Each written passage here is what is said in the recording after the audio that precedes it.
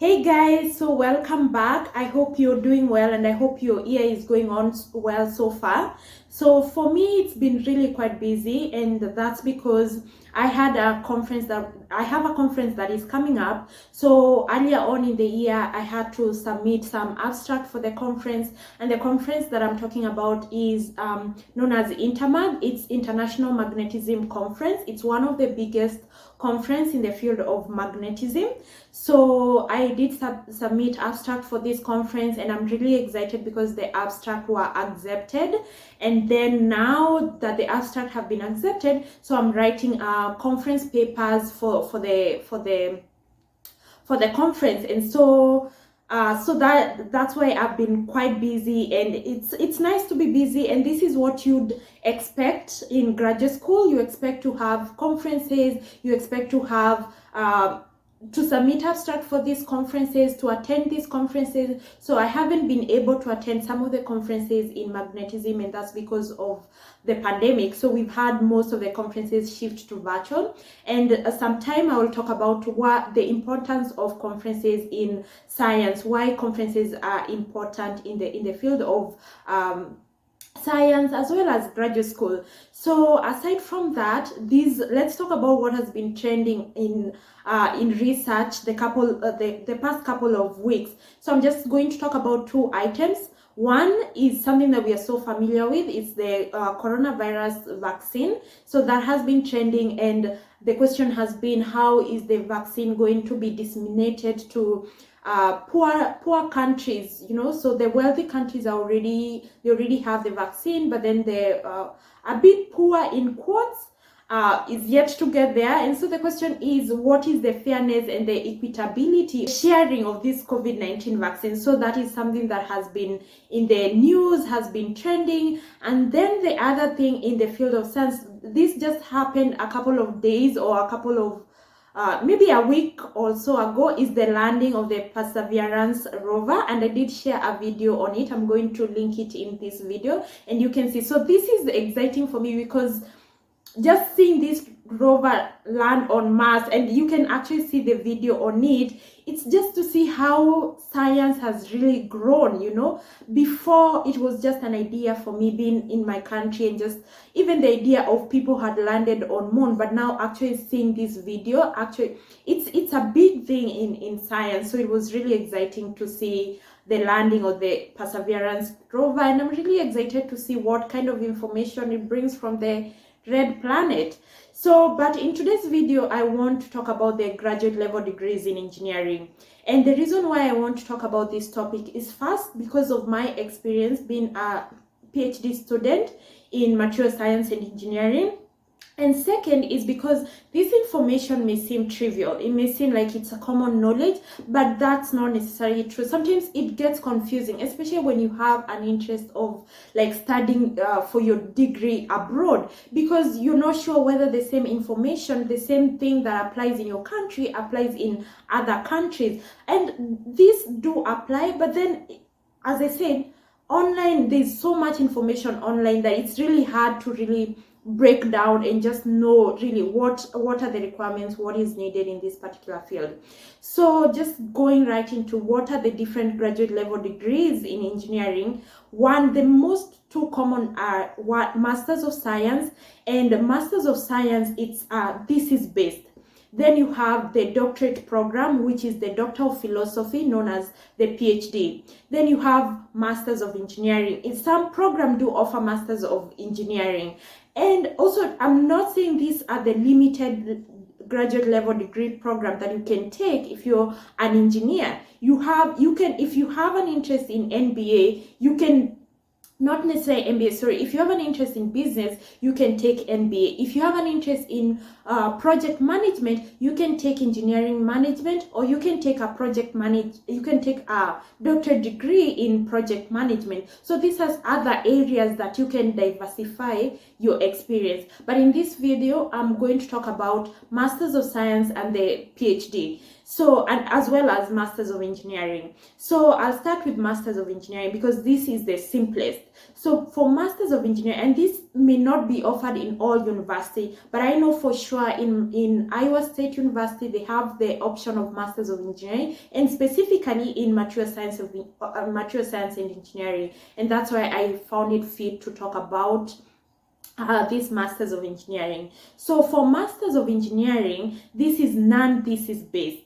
So when I mean non-thesis based, it means that at the end of the program, you don't need to write a document. You don't need to write what you've done. So all you need to do in Masters of Engineering is take courses. These are advanced courses in your field of expertise, whether it's material science, whether it's electrical and computer engineering, or it's in civil engineering. So you take advanced courses in your area of field. Then you have a creative component, a small creative component, just to show that, okay, you know what like you understand what research is about.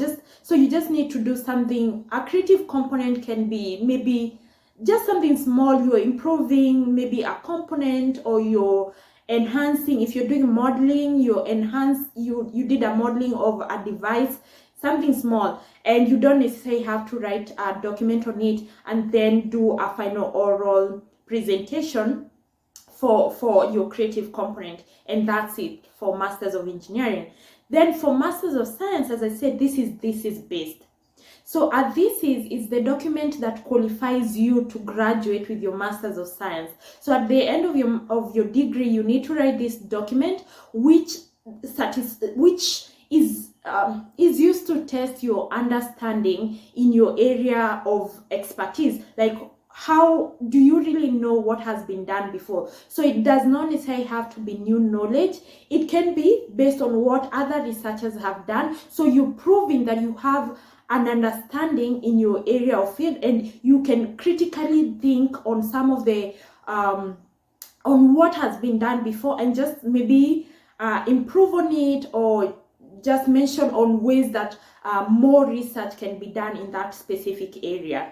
So that is this is based, and this document normally is about 100 pages, but then that will vary depending on your major advisor. Your major advisor may tell you to have it less than 100 pages, maybe 40 pages or so, and you go with that. Then the other graduate level degree is the Doctor of Philosophy, which is the Ph.D. And honestly, I do not know why the acronym is Ph.D, considering that it's Doctor of Philosophy. So it should be maybe DPH, but then in other okay, it is what it is, so it's Ph.D. So let's just go with Ph.D. So in a PhD, this is based. It's similar to the Masters of Science, where you have the document, the final document that you have to write to prove that to satisfy the requirements of your program, or for you to graduate with a PhD. And this document, it's very similar in structure to the thesis in Masters of Science. But then it's different in terms of purpose as well as length. Actually, the document for PhD is known as dissertation, which I did not know before. I thought they are the same. They are the same thing, but they are different. Thesis and dissertation are different in terms of purpose, because for the dissertation, the purpose is for you to graduate with the PhD. This is for you to graduate with masters. But also for the PhD, it has to be novel knowledge. You have to be contributing to new knowledge. You have to be contributing to it has to be original work. Yes, it has background information on what other researchers or other scholars have done in that particular field, but you have to be contributing something extra, something new to that particular field. Has to be novel, has to be new, has to be original work. And that's what PhD is all about. You're doing something new, something different from what has been done. You're innovating, innovating is the right term. So that is on it, that you have to now write this dissertation, which is almost twice in length to the this is for Masters of Science. But it's also dependent on your major advisor. If they tell you to have 100 pages or 200 pages, then you have to have to get to that amount of length for your dissertation. So yeah, and that is it on the different graduate level degree program. And I'm also just going to demonstrate through the Iowa State University, where you can get all this information. And I'm also going to use Purdue University, because that I also found very useful information over there. And so based on that, at least to help you know, whenever you go to a university website, what are you looking for? What category or what tab do you need to go into to be able to get information on graduate school requirements and different graduate level degree programs? Okay, and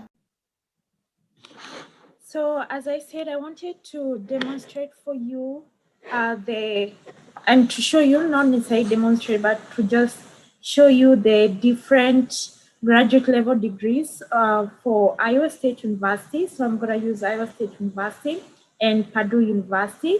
So what will happen, I'm just going to open a new window for Iowa State University.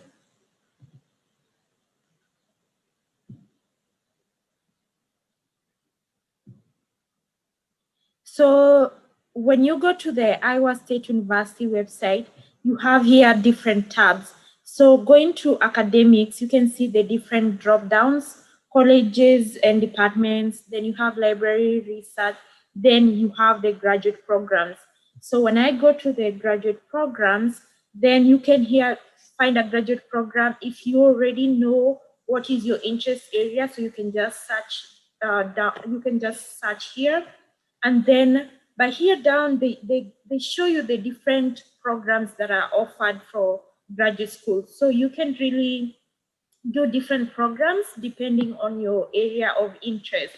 So just going back to engineering, and you can see you have engineering management here. So you don't necessarily have to do your PhD in engineering, and that's mainly dependent on what is your future career interest. Mostly you find that for those who do PhD in engineering for a specific area of specialization, like electrical and computer engineering, that's because they want to go into a faculty position, but also you can still transition to industry. But if you're interested in management, then engineering, then so I'm just going to go into my department, which is material science and engineering. So I'll just click on material science and engineering here. And then so you can see they have their own specific department website where you can click on that to get the website. And then they provide more information on what material science engineering does, what are the different programs in the department. And then here they have, so material science and engineering offers 3 advanced degree options. So you have a PhD, then you have material, sorry, not materials, but rather Masters of Science, and then you have Masters of Engineering. So as you can see, then you have the doctoral degrees offered, then you have the master's degrees offered, and then there's no online degrees. Also, when you come to this site, you can see they have the different requirements that are needed for you to do your application. And this I also did in my previous video on the PhD application process. So you have academic records, that is your transcripts. Then you have your GPA, which will be verified through your transcripts. Then you have your statement of purpose. Then you have letters of recommendation. Then they also talk about the application deadlines. And they mention here that the most frequently new admits starts in the fall semester. So in the fall semester, they're likely to admit more students compared to the spring semester. And here they say for the fall 2021, the application deadline is February 7th. So it has been extended to February 7th. In my case, the deadline was in January.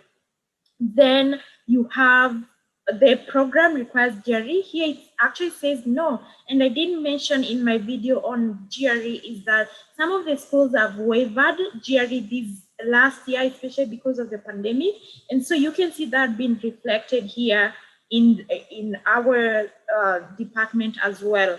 Then the minimum GPA that is needed. And then you have also GMAT, optional international requirements. So you see, like for every student who is pursuing a graduate student, whether you're in an international student or you're not, if you're an American, you have to submit these particular requirements. But then for international students, there are additional requirements which include the English proficiency exams, that is TOEFL. So you have paper-based, you have internet-based. You also have IELTS, which is also an English proficiency test. And here they are the scores that you require to acquire for during the application. Then you have the program cannot be reviewed if you haven't done either of these English proficiency. So you can select which one to do between TOEFL and IELTS. So it says your document will not be reviewed without these exams. So that is on the different requirements for both master's degree level and doctoral degree level, and what you need to satisfy in that case. Like now here, you have the specific requirements for the PhD degree and what is needed. You have coursework, then you have the PhD core requirement. And then when you go back, you have also the Masters of Engineering requirements. So for Masters of Engineering requirements, you only have a coursework and then you have a creative component. So no, this is required for the Masters of Engineering degree. Then going to the Masters of Science requirements, here you have a coursework, then you have a thesis document. So you have to have the final thesis presentation on your thesis document. So, and that will be agreed upon how long it's going to be with your major advisor. So that's on Iowa State University. The other university I wanted to look at was Purdue University. So we can just go to Purdue University. And then, so it's in Indiana. And then you can, here they give more information. You have like ranked 5 most innovative university in America. So they pride themselves in that. Then when you come here, they have different tabs as we saw earlier on with Iowa State University. Then when you come to academics, they have more information here. Then they have undergrads. Then here they have the graduate school information. So when you go to graduate school, you can see prospective students, and then you can explore into the different graduate degree programs. So they have the different graduate degree programs outlined here. So they show for each of the program, they have like master's, PhD. So they show whether they are offering master's or PhD program. Here they have electrical and computer engineering, master's and PhD. I'll just go as well to material science and engineering. So here they have materials engineering, master's. So if we look into the master's program, so they give more information, but I wanted to point out something here that they've mentioned, and it's something that I mentioned in my video on how I got into my PhD program and why I applied for PhD and not Masters of Science. Because here they say that the school offers both PhD and master's degrees of materials engineering. PhD degree applicants receive primary consideration for financial support, but the MSc degree applicants may be considered, especially if funding is provided by industry, government, or self. Students who wish to obtain a Master's of Science on the way to a PhD should apply directly to the PhD program. So if you're considering to get a financial support, it's advised for you to apply directly to the PhD program. And applying directly to PhD program does not necessarily mean that you will not do your master's. So you can first do your master's and then your PhD, but apply to PhD and not master's. They actually show here how many % of the applicants are admitted, and then how many receive funding. So this is very important if you're considering financial support or assistantship. So you can get one through fellowship, PhD program. I wanted to show you, like here, they say 91% of students received funding. So you have fellowship, then 74% receive assistantship stroke teaching. So you can have like a teaching assistantship position where you receive 74% assistantship. Then you have assistantship if you're only doing maybe research, which is about 2%. So that is something you have to put into consideration. They have their admission requirements. Let's look at their admission requirements. You see required supporting documents. You need transcripts, recommendation letters, statement of purpose. Then you have the GRE, the graduate record examination, which is optional. You can see it's optional. So this is like the best year to apply for your PhD because the GRE is optional in most schools as we've seen so far. Then you have English proficiency, at least for the non-native English speaking international applicants. So you have TOEFL, you have IELTS, so you can select which one to do between the two. And you have your GPA. Then they have the application deadlines, like for if you're targeting for the fall semester, the deadline has passed. It was December 15th. If it's the spring, it'd be October 15th. Then for the summer was December 15th as well. So I hope that information was useful. At least it gave you more details on the requirements and the different degree programs. So you can see here they do not offer the Masters of Engineering program. So they only have Masters of Science. So it means it's a thesis-based component. So yeah, so that's it on this video, and see you in the next video. Thank you.